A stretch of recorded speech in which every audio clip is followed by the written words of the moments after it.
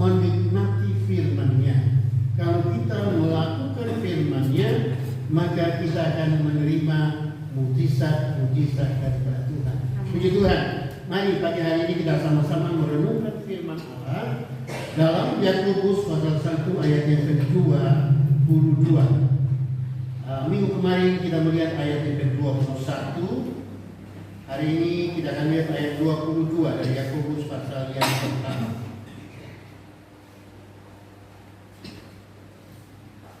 Ya, baik, kita akan baca sama-sama. 2, 3. Tetapi hendaklah kamu menjadi pelaku firman dan bukan hanya mendengar saja. Sebab jika tidak demikian, kamu menipu dirimu sendiri. Puji Tuhan. Menjadi pelaku firman, maka kita akan menikmati mujizat-mujizat Tuhan. Itulah sebabnya tema kita hari ini tentang jadilah pelaku firman yang aktif, ya, yang aktif. Jadi bukan pelaku yang hanya sekian persen, tapi betul-betul kita aktif melakukan, giat melakukan, sungguh-sungguh melakukan. Dan kalau kita melakukan firman Allah, maka mujizat-mujizat terjadi di dalam hidup kita. Jadi prakteknya itu penting. Tidak hanya mendengar lalu melupakan, tetapi kita lakukan dalam hidup kita sehari-hari. Nah, untuk itu saya ingin kita akan melihat beberapa gambaran baik dari perjanjian lama maupun dalam perjanjian baru tentang orang yang melakukan firman Tuhan dan orang yang tidak melakukan firman Tuhan. Kita akan baca di dalam kitab Yehezkiel, ya. Kitab Yehezkiel pasal 33. Yehezkiel pasal 33 ayat 31 dan 32. Yehezkiel 33 ayat yang ke-31 dan 32. Bagaimana gambaran Nabi Yehezkiel tentang keberadaan orang Israel pada zaman itu. Yehezkiel 33 ayat 31. Dan mereka datang kepadaku seperti rakyat berkerumun dan duduk di hadapanmu sebagai umatku. Mereka mendengar apa yang kuucapkan, tetapi mereka tidak melakukannya. Mulutnya penuh dengan kata-kata cinta kasih, tetapi hati mereka mengejar keuntungan yang haram. 32. Sungguh engkau bagi mereka seperti seorang yang melakukan satir cinta kasih, ya, bernyanyi, bermasmur, memuji dengan suara yang merdu dan yang pandai main kecapi. Mereka mendengar apa yang kuucapkan, tetapi mereka sama sekali tidak melakukannya. Saudara, orang-orang Israel pada zaman Nabi Yehezkiel, mereka begitu tidak setia kepada Tuhan. Mereka membangkang terhadap Tuhan. Mereka tidak mau taat kepada Tuhan. Mereka tidak mau melakukan firman Tuhan. Sehingga Tuhan mengutus para nabi kepada mereka, mengingatkan mereka, menegur mereka, menasihati mereka, mengajar mereka, tetapi mereka hanya mendengar saja, ya. Masuk kuping kiri, keluar kuping kanan, ya, alias tidak taat. Itulah sebabnya Tuhan mengatakan kepada mereka di dalam Yesaya 33 tadi bahwa mereka datang kepadaku seperti rakyat berkerumun dan duduk di hadapanmu sebagai umatku. Mereka mendengar apa yang kuucapkan, tetapi mereka tidak melakukannya. Mulutnya penuh dengan kata-kata cinta kasih, tetapi hati mereka mengejar keuntungan yang haram.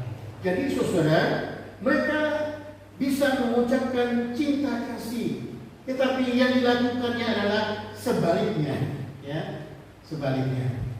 Minggu kemarin kita mendengar firman Tuhan tentang bagaimana kita harus berbuat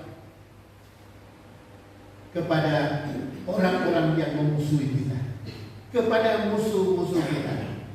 Memang ngomongnya gampang, tapi melakukannya sulit. Ya, melakukannya sulit. Tidak semudah itu, tidak segampang itu. Hanya orang yang mampu menyalipkan keinginan dagingnya, ya. Hanya orang yang mampu mengendalikan dirinya, mereka lah yang bisa melakukan. Kalau tidak, susah. Dan bagaimana kita bisa mengendalikan diri kita kalau Roh Kudus tidak menguasai hati dan pikiran kita? Nah, itulah sebabnya orang-orang Israel ini mudah sekali berbicara tentang cinta kasih, tetapi yang dilakukan adalah sebaliknya. Mereka berbicara tentang kesetiaan, tetapi mereka sendiri tidak setia kepada Tuhan. Nah, itu sebabnya Nabi Yesaya datang kepada mereka mengingatkan, menyadarkan supaya mereka tidak hanya sebagai pendengar yang baik, tetapi mereka menjadi pelaku firman itu. Sebab apa? Mujizat itu terjadi, kuasa Tuhan terjadi manakala kita melakukan firman, manakala kita praktekkan firman dalam hidup kita. Tanpa praktek, kita tidak akan melihat mujizat itu. Kita tidak akan melihat kuasa itu nyata di dalam kehidupan kita. Itu saja melakukan firman Tuhan ini sangat penting dalam hidup saudara dan saya. Dalam 2 Tawarik 36, mari kita lihat ada satu buah ayat di sana. 2 Tawarik pasal 36 ayat 15 dan 16. 2 Tawarik pasalnya yang ke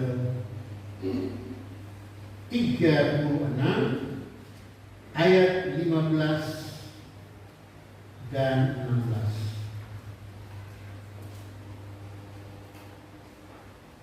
Ya, 2 Tawarik 36 ayat 15 dan 16 demikian. Namun Tuhan Allah nenek moyang mereka berulang-ulang mengirim pesan melalui utusan-utusannya karena Ia sayang kepada umatnya dan tempat kediamannya. Tetapi mereka mengolok-olok utusan-utusan Allah itu, menghina segala firman-Nya dan mengejek nabi-nabinya. Oleh sebab itu Tuhan murka Tuhan bangkit terhadap umatnya sehingga tidak mungkin lagi pemulihan. Nah, orang Israel itu terkenal dengan, ya sampai hari ini, satu bangsa yang keras tengkuk, ya, satu bangsa yang kepala batu, ya, kepala batu, keras kepala, keras hati, tengkuk, ya. Mereka orang-orang yang tidak mau taat kepada Tuhan. Bahkan kita melihat di dalam ayat ini, pada waktu Tuhan mengutus para nabi, para rasul, raja-raja, hakim-hakim, untuk mengingatkan mereka berulang-ulang, bukan hanya 1-2 kali, berulang-ulang, terus-menerus secara kontinu. Jadi Tuhan itu karena sayang, tidak pernah bosan Tuhan, selalu mengingatkan, ya. Bukan begitu, kalau orang tua sayang anak kan terus ngomong, ya. Karena kalau anak bilang bawel, rewel orang tua. Padahal sebenarnya itu karena cinta, ya kan? Orang tua karena kasih, orang karena cinta. Nah, orang-orang Israel seperti itu. Jadi saat Nabi datang mengingatkan, ngomong, ya, tukang ngoceh sudah datang. Mereka mengejek, mereka menghina kepada para nabi. Intinya adalah karena mereka tidak mau taat kepada Tuhan. Intinya lah mereka menolak Tuhan, tidak mau melakukan kehendak Tuhan dalam hidup mereka. Nah, dalam ayat tadi yang kita baca, saudara perhatikan ayatnya yang ke-16 dari 2 Tawarik tadi. Tetapi mereka mengolok-olok utusan-utusan Allah itu, mengejek nabi-nabinya. Oleh sebab itu, murka Tuhan bangkit terhadap umatnya, sehingga tidak mungkin lagi pemulihan. Para nabi tidak marah, tidak tersinggung, karena mereka hanya utusan. Mereka hanya hamba Tuhan. Tugas mereka hanya menyampaikan kebenaran. Mau melakukan, monggo, tidak juga, terserah. Tetapi yang mengutus itu yang marah. Siapa yang mengutus? Tuhan. Tuhan yang mengutus. Karena Tuhan sayang kepada umatnya. Tuhan tidak mau umat Allah itu binasa. Tuhan mau umat itu selamat. Tuhan mau umat itu sehat. Tuhan mau umat itu diberkati oleh Tuhan. Tetapi karena mereka tidak mau melakukan firman Allah, maka Allah menjadi kesal. Allah menjadi marah. Allah menjadi murka. Dan akhirnya Tuhan mengizinkan berbagai masalah, persoalan timbul dalam kehidupan. Jadi Tuhan itu mengizinkan masalah-masalah itu, tujuannya adalah mengingatkan supaya umat itu ingat akan Tuhan, ingat akan firman Tuhan, ingat akan ajaran-ajaran, perintah-perintah Tuhan yang harus ditaati dan dilakukan dalam hidupnya. Tadi di dalam Yakobus mengingatkan kita mendengar dan melakukan, bukan hanya sebagai pendengar saja, tetapi pelaku firman. Nah, kalau kita melakukan firman itu, maka mujizat-mujizat itu akan nyata dalam hidup kita. Yesaya 6. Mari kita lihat kitab Yesaya pasal yang ke-6 ayat yang ke-9 dan 10. Yesaya 6 ayat 9 dan 10.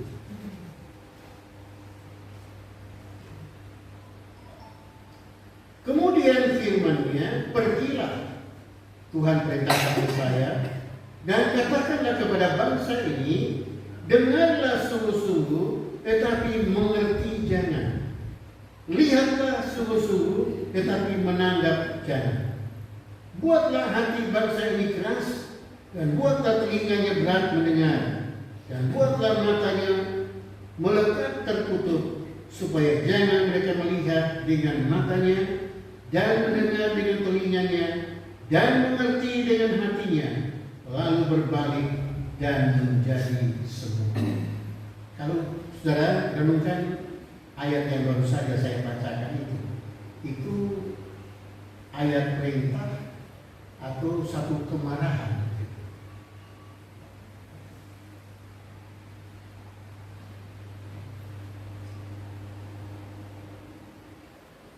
Beritakan supaya mereka mendengar,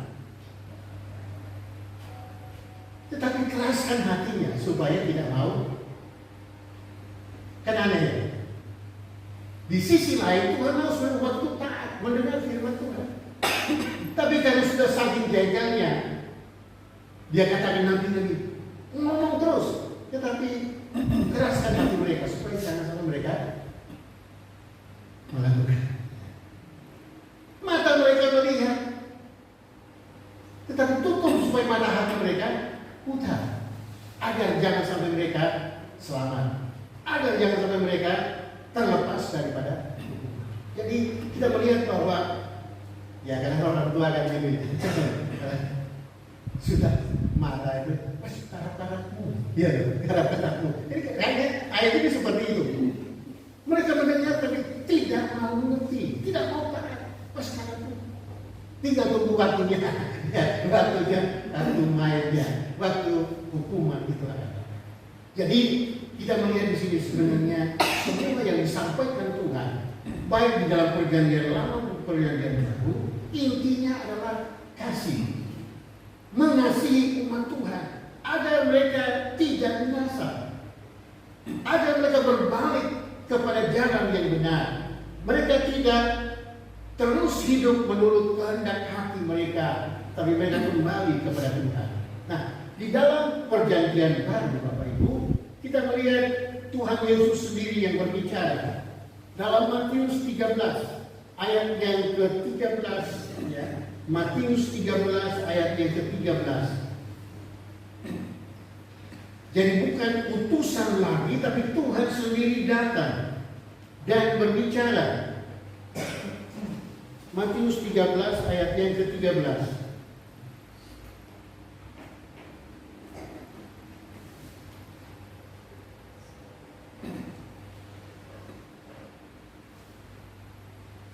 Itulah sebabnya aku berkata-kata dalam perumpamaan kepada mereka, karena sekalipun melihat, mereka tidak melihat, dan sekalipun mereka mendengar, mereka tidak mendengar dan tidak mengerti.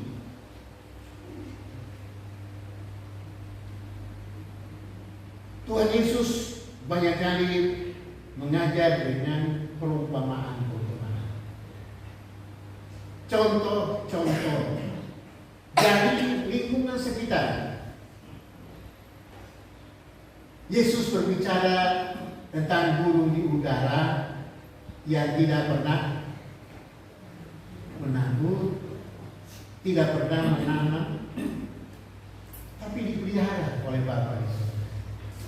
Yesus berbicara dari bunga bakung di lembah, tidak pernah menenun, tidak pernah ke toko pakaian, tapi bunganya itu indah dan harum. Ini sebagai contoh kehidupan sehari-hari. Yesus berbicara dari pokok anggur, dari gembala, dari petani. Tujuannya apa? Supaya umat itu, masa nggak ngerti Pak? Ya, bisa melihat kan burung di udara, bisa melihat bunga bakung di lembah, bisa melihat petani bekerja. Kan gamblang sebenarnya, tetapi justru itu mereka tidak mengerti, bahkan tidak mau mengerti. Kan lucu ya, kalau nggak ngerti dia ngomong bolak-balik pasti ngerti, tapi kalau nggak mau ngerti, mengeraskan hati, ini kan sulit. Ini sulit. Kalau orang sudah mengeraskan hati, ya apa-apa, ya balas kan itu. Nah, itu sebabnya kita perhatikan bahwa mendengar dan melakukan ini penting. Satu waktu Tuhan Yesus memberikan satu perumpamaan tentang dua orang anak yang sulung dan anak yang bungsu. Pada waktu musim hujan mau turun, maka saatnya orang bersih-bersih, nyangkul sawahnya untuk siap tanam. Anak pertama disuruh orang tuanya, "Nak, bersihkan ladangmu. Ini sudah mau hujan, nanti bersih, setelah hujan turun kamu akan menanam gandum, menanam jagung, dan seterusnya." Dia bilang, "Ya Pak, siap." Tapi dia tidak pergi. Kesal gak bapaknya? Mangkal, jengkel, karena anaknya tidak mau pergi, tidak ada. Terus bapaknya terus dia ke anak bungsu yang kecil. "Nah, tuh kakakmu tidak mau pergi ke sawah, sekarang kamu pergi, bawa kacul sawahmu, bersihkan ladangmu. Waktu hujan turun kamu akan menanam, dan kamu akan menanam." Anaknya juga menggerutu, "Lah, aku saya cilik Pak, aku belum bisa macul, aku gak kuat." Tapi setelah itu anak itu menyesal. Dia langsung ke dapur, ambil cangkul, ambil arit, dia pergi ke sawah. Walaupun dia masih anak-anak, tapi dia lakukan. Dia sungguh-sungguh dia persiapkan, sehingga pada waktu musim hujan turun, langsung dia tanam jagung, tanam padi, dan seterusnya. Akhirnya menghasilkan buah. Lalu Tuhan bertanya kepada muridnya, "Menurut kamu, kedua anak itu yang menurut ayahnya yang mana? Yang berkenan kepada orang tuanya yang mana?"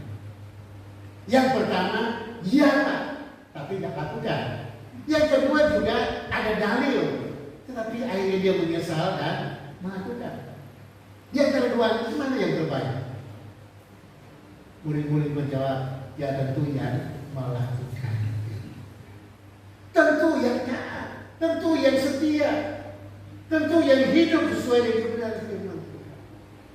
Jadi Tuhan Yesus memberikan contoh-contoh perumpamaan yang sederhana. Ajaran Tuhan itu tidak susah, tidak susah. Ya, susah. Hanya memang susah untuk melakukan. Seperti mengasihi musuh, ya, mengampuni musuh, berdoa bagi musuh, memberkati musuh. Sulit ya? Sulit. Tapi sebenarnya itulah kunci berkatnya di situ, saudara. Hanya tinggal kita mau nggak melakukan firman Tuhan. Kalau kita lakukan firman Tuhan, disitulah aliran itu ada benar. Ya kan? Kan itu merupakan sumbatan. Kalau saudara punya kebencian sama orang, itu sumbatan. Iya kan? Yang disumbat apa? Bisa pembuluh darahnya tersumbat, saudara. Iya kan? Aliran darah ke jantung bisa tersumbat. Darah tinggi bisa naik. Iya kan? Bisa stroke itu. Itu secara fisik, ya kan, gitu seperti itu. Tapi yang tersumbat adalah kebencian itu, kepahitan, permusuhan tersumbat. Sehingga pada waktu berkat itu turun, tidak bisa kita terima. Dan ada hambatannya, ada yang menghalangi. Makanya dikatakan ampunilah, berdoalah, berkatilah mereka, lakukan firman Tuhan, maka mujizat itu akan terjadi dalam kehidupan. Berkat Tuhan itu kita akan alami di dalam kehidupan saudara dan saya. Masih Matius pasal yang ke-7. Ya, Matius pasal yang ke-7 ayat 21 sampai 23. Matius pasal yang ke-7 ayat 21 sampai 23. Bukan setiap orang yang berseru kepadaku Tuhan, Tuhan akan masuk ke dalam kerajaan surga, melainkan dia yang melakukan kehendak Bapa-Ku yang di surga. Pada hari terakhir banyak orang akan berseru kepadaku, Tuhan, Tuhan, bukankah kami bernubuat demi namamu dan mengusir setan demi namamu dan mengadakan banyak mujizat demi namamu juga? Pada waktu itulah aku akan berterus terang kepada mereka dan berkata, aku tidak pernah mengenal kamu, enyahlah daripadaku kamu sekalian pembuat kejahatan. Saudara-saudara, Tuhan memberikan suatu ketegasan bahwa pada akhir zaman, minggu kemarin kita melihat ada perumpamaan ilalang dengan gandum. Ya, penabur menaburkan gandum, waktu tidur datanglah musuh menaburkan ilalang. Duanya tumbuh bersama-sama. Nah, pada waktu petani ini melihat ilalang dengan gandum, tidak ada bedanya. Ilalang sama gandum kan daunnya sama, padi sama ilalang kan daunnya hampir sama. Tapi pada waktu mulai berbunga, ilalang itu terus ke atas menonjol, padinya merunduk. Kok nenek? Aku kan nanam padi, kok ada yang lain? Lalu petani itu datang, izinkan kami mencabut ilalang. Tuhan bilang, jangan. Tapi semua itu ada waktunya. Waktu kapan? Waktu menuai. Menuai itu akhir apa awal? Akhir, Bapak Ibu. Akhir. Nah, banyak kali kan kita tidak pikirkan itu. Akhirnya itu. Biasanya orang menyesal di akhir apa awal? Di akhir kasih jadi bubur baru. Kok ini ya rasanya? Ya kan seperti ini. Karena Pak dia tidak memikirkan awalnya. Nah, di dalam ayat tadi kita perhatikan, bukannya orang yang berseru Tuhan, Tuhan, lalu masuk surga. Semua orang bisa pakai nama Tuhan, ya loh. Dia di mana-mana, walaupun perbuatannya tidak karuan, ya Allah, ya Tuhan, ya Gusti, semua nyebut nama Tuhan. Nyolong pun pakai nama Tuhan. Ada kan seperti itu. Ya. Maka itu katakan pada waktu akhirnya. Ada yang datang katakan, aku membuat mujizat demi namamu. Waduh, ini kan orang-orang punya karunia yang luar biasa. Ya. Tuhan pakai mereka, tetapi mereka menyalahgunakan kepercayaan Tuhan.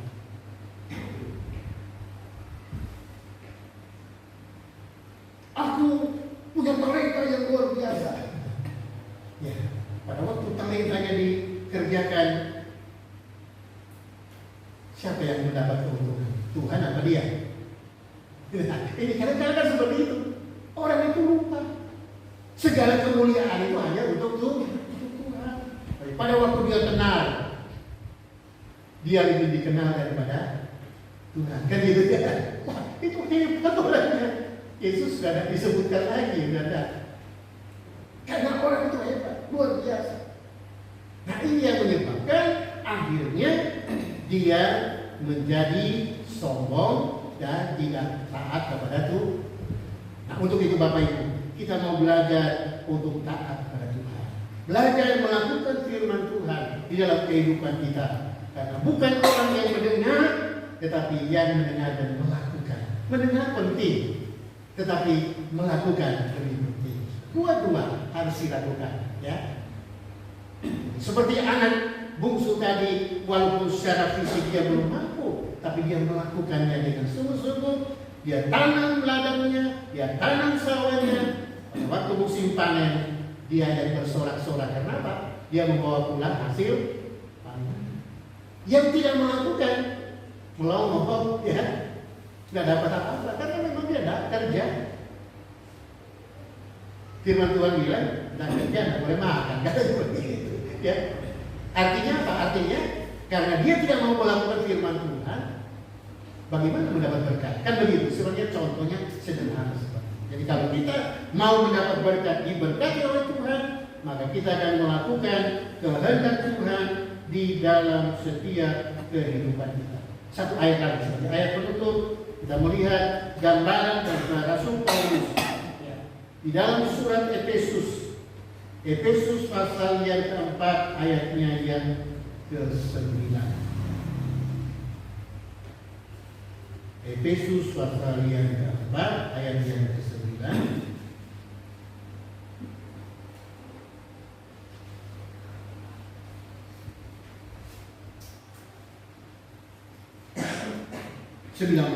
ya, Efesus 4 ayat 19.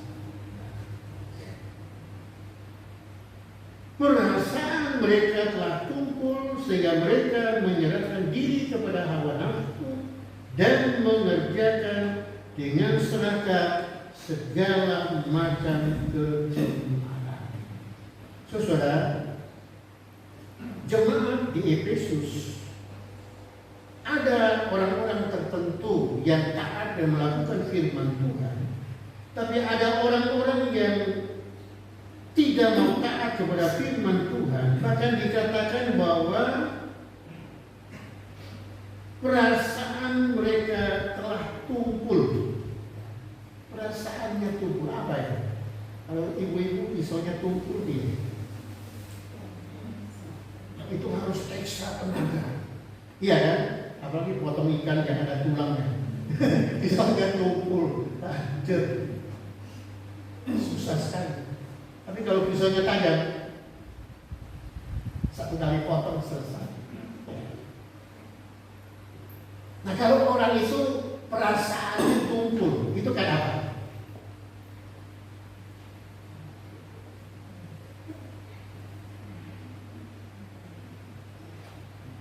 Pepatah Jawa katakan diubah gak kelas, dijemur nggak garing. Jadi seperti itu. Minggu lalu Ruby bilang apa? Abangnya nganyel deh. Oh, nganyel deh. Menjengkelkan. Susah itu. Itu kalau perasaan sudah tumpul, kuping kiri keluar kuping kanan, 12. Kan gitu. Anak-anak yang nakal kan dia sudah mulai. Iya kan? Diomongin. Nanti kalau sudah kena baru akhir baru menyesal. Kalau hati menjadi tumpul, perasaan jadi tumpul, artinya membangkang, tidak mau menurut firman Tuhan.